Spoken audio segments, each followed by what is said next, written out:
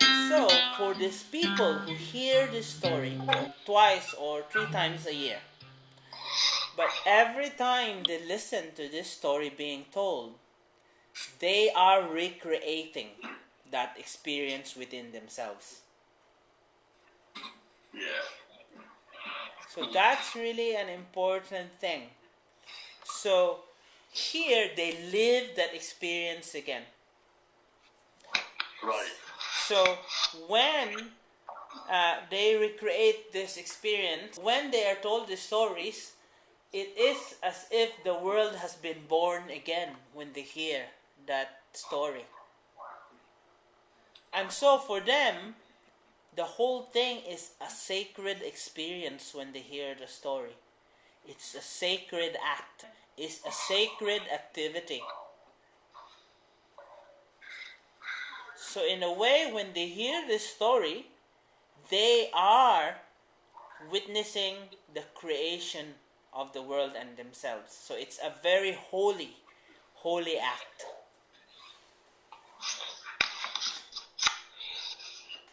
And so for us who just were listening to the story, it looks like fantasy. For them, it's sacred reality. Are there any questions with that? Now let's go to the next session. We're going to work with that poem again. And after that, I'm going to share, after we rework the poem, I'm going to make a suggestion on how to develop that poem that you have. After that, I'm going to read you a poem from a famous person who uses the same technique and style. And this famous person is called, I don't know how to pronounce his name, it's called Thich Nhat Hanh. Can you say that? Thich Nhat Hanh. Can you say that slowly? Thich Nhat Hanh. Yes. Or Thich Nhat Hanh. Okay, so here's the story. Here's the twist of the poem that you just wrote.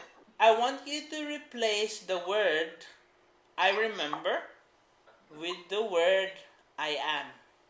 So now let's start. You want me to read each of them, but replace I remember with I am? Yeah. I am. And then I am the. I am the. And then with a couple of seconds pause in between them. Yes. A couple of seconds. Okay, let us start. Go.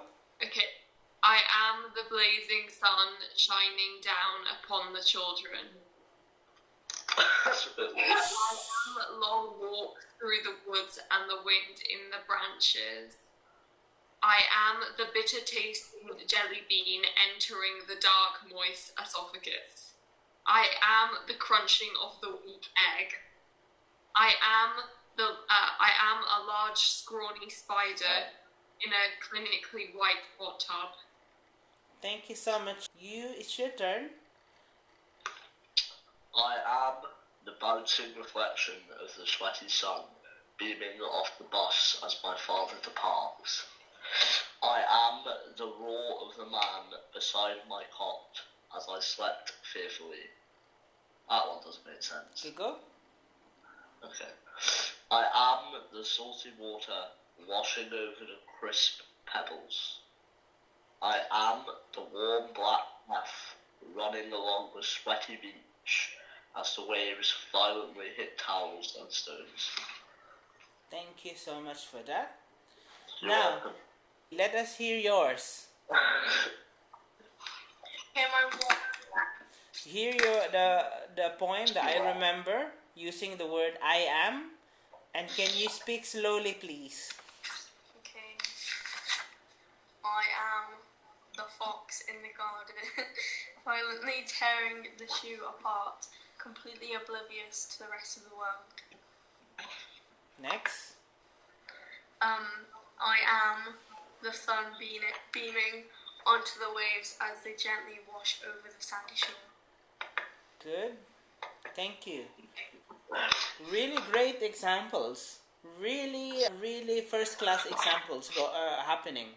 Before I'm going to read this poem by Thich Nhat Hanh, or however you say his name, I'm going to ask you for feedback of the poem. Like when you read it using the words I am. What does it do to you? What does that do to me? Yeah, what does the poem do to you when you replace I remember? It makes me remember.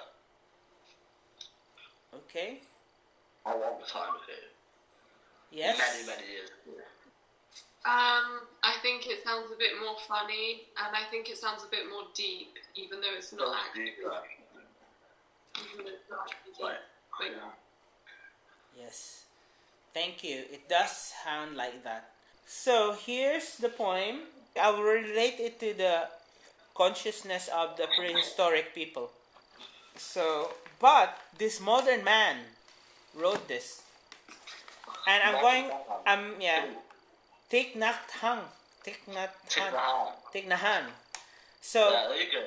So he wrote this. It's a very long poem, but I'm going to start from the middle. The title of the poem is called Please Call Me by My True Name. So I'm going to start to read. I am the mayfly, metamorphosing into the surface of the river. And I am the bird that swoops down to swallow the mayfly.